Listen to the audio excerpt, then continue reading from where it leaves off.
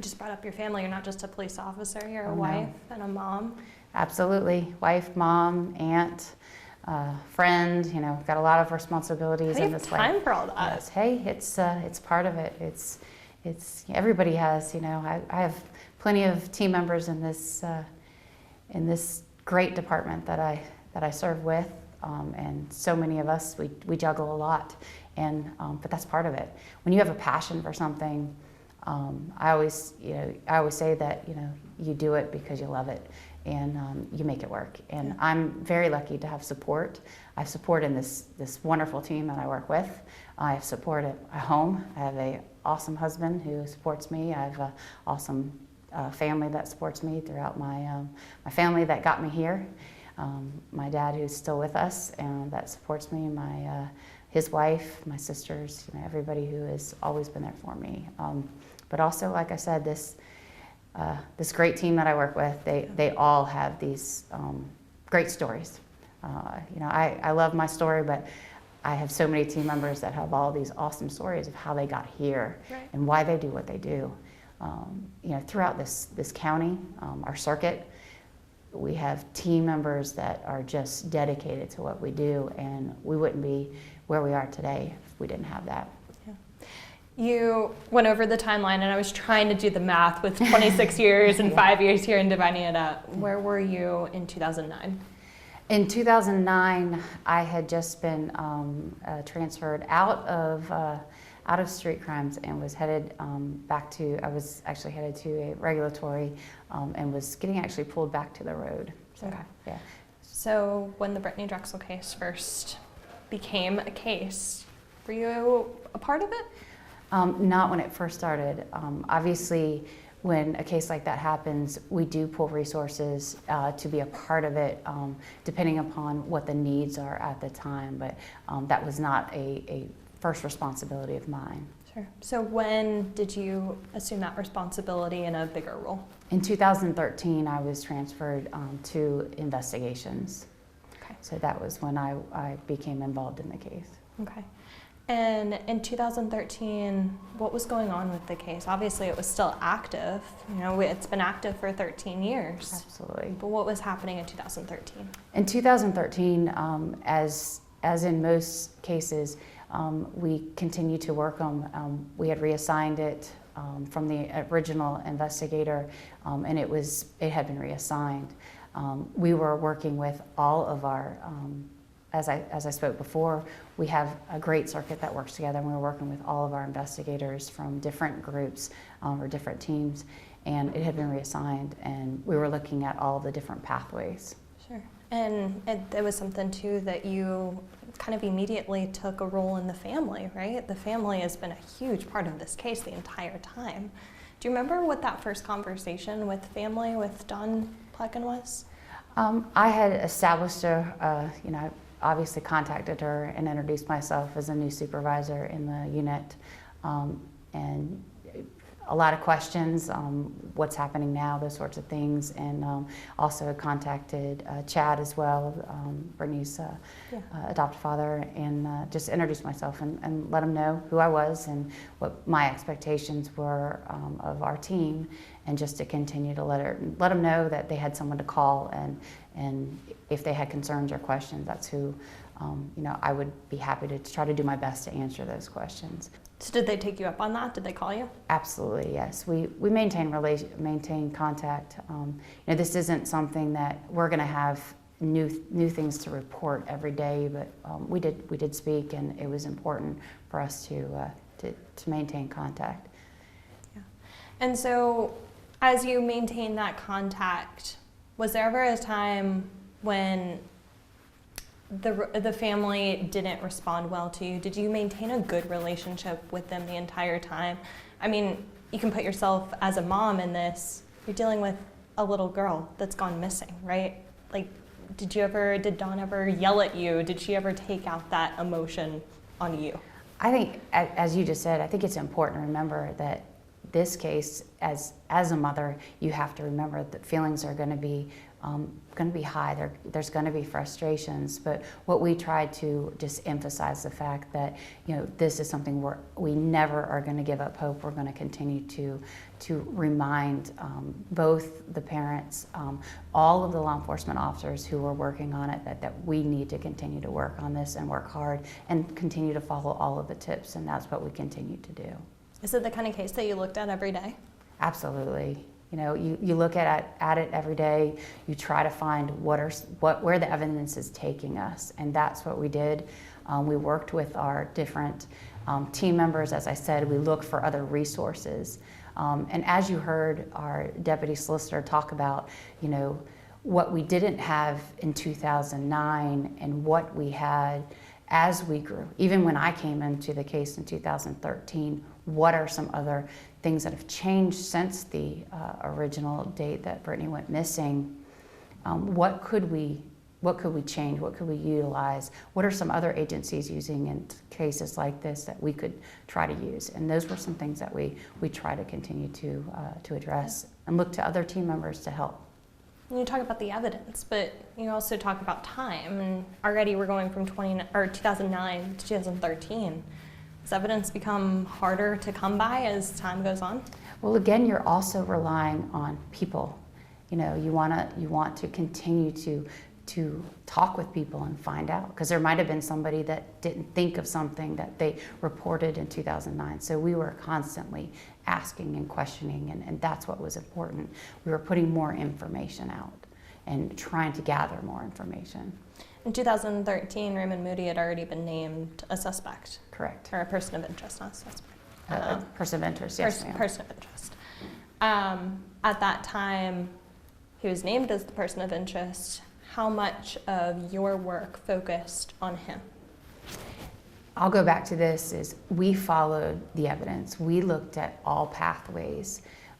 One thing that our team continued to do as we worked with all of the teams, and when I say teams, I'm talking about all of the agencies that were involved, we're looking at all the pathways that were involved, whether it was a pathway of runaways or pathway of Raymond Moody or a pathway of an area in Georgetown. What we were focusing on is where our tips were taking us. So the importance of that is, in any case, we want to be able to vet that tip and continue to work through it until we can't work through it anymore. We have to establish it to make sure that, you know, we clear it completely. And as I said, the deputy solicitor explained, that is exactly what we did. We wanted to make sure that we totally could not go down that path anymore, and ultimately clear that tip. And we were constantly getting hundreds of tips and needed to be able to clear those, which is why we had somebody assigned to that case and we were working on it.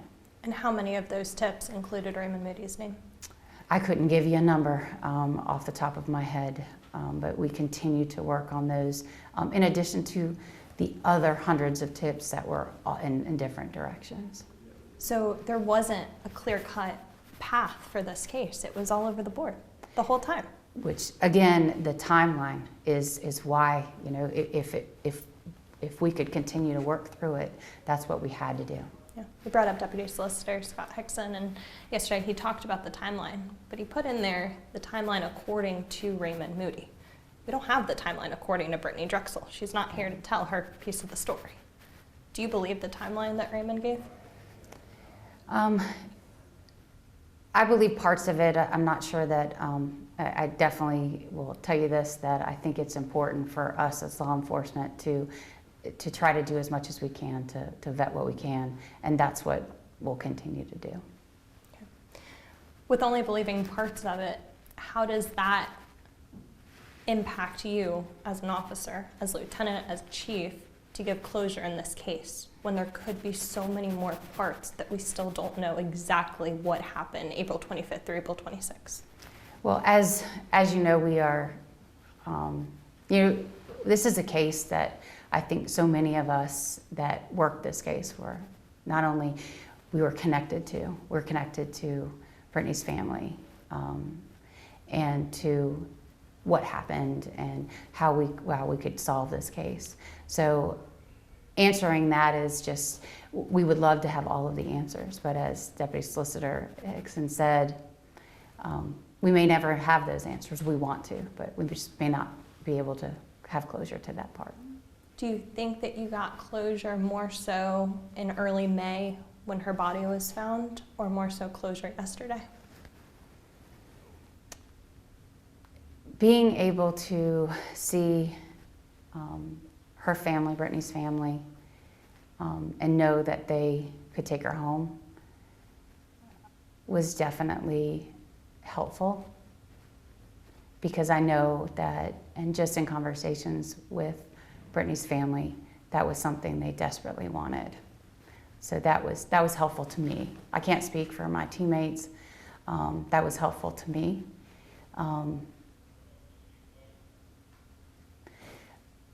Yesterday definitely made a difference. Knowing that that monster will never be able to hurt anybody again was huge. Were you able to look at him? Absolutely. Did it hurt you to look at him?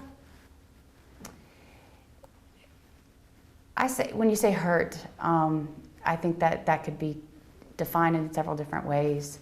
As a law enforcement officer, we're sworn to protect, and knowing that he was in our community, and you heard, when I say our community, I talk about our state. I swore an oath to Myrtle Beach, but I'm part of the criminal justice system, and I always want to be able to do and find out what we can do better as a community. But it frustrates me that he was left out, he was let out early. More than anything, as a parent, as a mom, as an aunt, as a daughter, I would never have wanted that to happen to anybody, and it frustrates me that he was let out early. So He brought that up when he spoke? Absolutely, he did. So, yes. Is there frustration? And absolutely. So, but, not everything is perfect in the criminal justice system. We have areas we have to work on, and I know that from being in it for 26 years. Do you think this is an area that we need to work on? With the when we talk about length of prison sentence and the Absolutely. Legislation and all different areas, as Dawn talked about yesterday. Absolutely.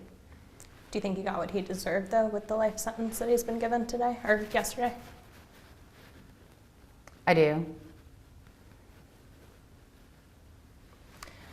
Do you have a daughter around the age of Brittany? What are the ages of your children? I have a 17-year-old right now. Yes. Your 17-year-old, I'm sure, plays sports, is active in her community. Any of the things that Brittany's family were describing yesterday, did you think about your own daughter? My family is very active with my department. My family has always been is very knowledgeable of this case, has met Brittany's family. This, in general, with this case, knowing what has happened, I think impacts all of us, our community members, the support that our community alone has showed Brittany's family, and just throughout the case and just at the closure and we keep saying closure, I think it's more of a resolution. I don't know if closure is a good way to say that, but it was definitely impactful, I'll say that. One of the things that Dawn said when she spoke, she had a really well done speech. Obviously it was something that she had practiced. She had said that there's not closure today. Nobody wins.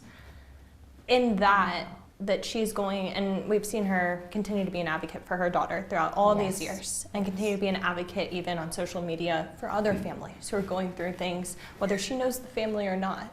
Do you think that this case is going to continue that spirit of advocacy, not only in you, but in her and in other people that were so intertwined with it? Absolutely. Her perseverance, her strength, her entire family's perseverance and strength will definitely be an advocate for. I pray that no one else has to go through what her and her family have gone through, but her perseverance and strength will definitely show what we need to do in the future to help others and also to change legislation. That's what my hope is as well. Do you think it would have been any easier on her family if it didn't take 13 years for Raymond to come forward? I would assume so. I can't answer that question for her, and I wouldn't. I know that I would definitely say, obviously, as a mother, I can only say that it would probably have been easier, yes, ma'am, but and this whole case has just been really difficult on her and her family, and we all are just glad that yesterday was here. How'd you not cry yesterday? How'd you keep your composure? There have been days, yes, ma'am. There have been days, and we've done a lot of that together, and just happy that they have her home. Certainly wish that it would have been different. You think the name Brittany Drexel will always stay with you? Absolutely, absolutely. What do you hope going forward? You said you hope this never happens. We can't obviously control what people do. They make choices. I think the judge put it most clearly. Raymond used his own immediate pleasure over the want of so many people and the desires of so many people, of people who thought she was going to be a mom and a career woman and a wife that never got to happen.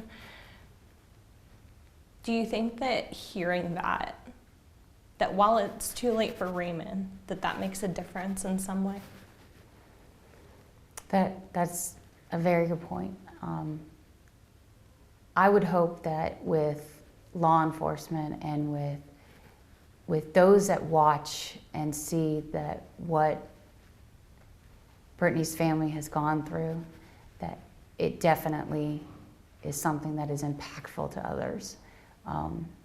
As we take strides, and you saw Cam, he talked about her son, her brother, talked about what he wants to do when he grows up, and Cam was very emotional throughout this time, and he talked about what he wanted to do, and so is her sister Marissa, and about what this has really done for their futures. But being able to take it and look at what the future holds, but the impacts that it really can do for future is important. Because as Dawn has said, Brittany would want this to be a positive for them too. But we do hope that this also changes how people react. It's hard to talk about, but do you think you'll still talk about this case in years to come? Absolutely. I think letting people know about Brittany, letting people know about Dawn and her family and what they did is important. It is hard to talk about, and I know I'm getting a little choked up, but I think it's important. People need to know, yes, this happened, and they need to know, because it makes us better people. It makes us better crime fighters. That's who we are. That's what we need to do. We want to do things better every chance we get. It doesn't matter if you're an FBI agent. It doesn't matter if you're a police officer. That's what we want to do. We want to do it better